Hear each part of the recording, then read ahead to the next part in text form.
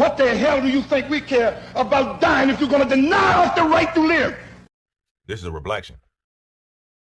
Was kind of humiliated and embarrassed, at the whole situation, because it seemed like it was a racial issue to me. Clover Police Sergeant Tracy Reed had that experience at a Chick-fil-A restaurant in Augusta, Georgia, while on a work trip a few weeks ago. He and 3 other CPD officers, all of them white, went into the restaurant for breakfast. We all came into the restaurant together, we rode together, came in the restaurant together, all had the same uniform on, stood in line together. There was never a time that we were not together while standing in line. They say all 3 white officers were offered a complimentary meal, which they say is often offered to law enforcement at the popular restaurant chain. But when Sergeant Reed got to the register, he had to pay. He said he had to pay for his meal, and it infuriated me. And I told him, I said, "Do you want me to go say something?" And he was like, "No, I don't want you to cause a scene."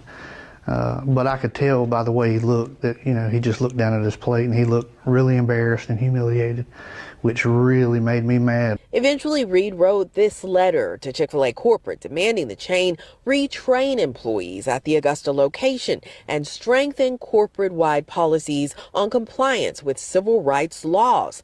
But Reed and the other officers were not satisfied with the response from the Augusta store manager, which included 2 cards for free meals. They said that it was perceived that we were embarrassed or that it was a racial incident, which I didn't like, because I know it wasn't perceived. It actually happened. He's not the only one to perceive it. We all perceived it that way, and it's not even perception, it's what happened.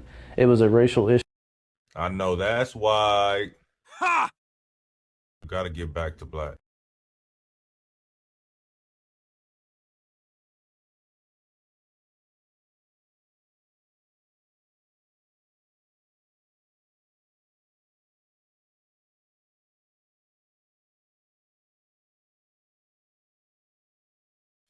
That ain't white. That ain't white. No, that ain't white.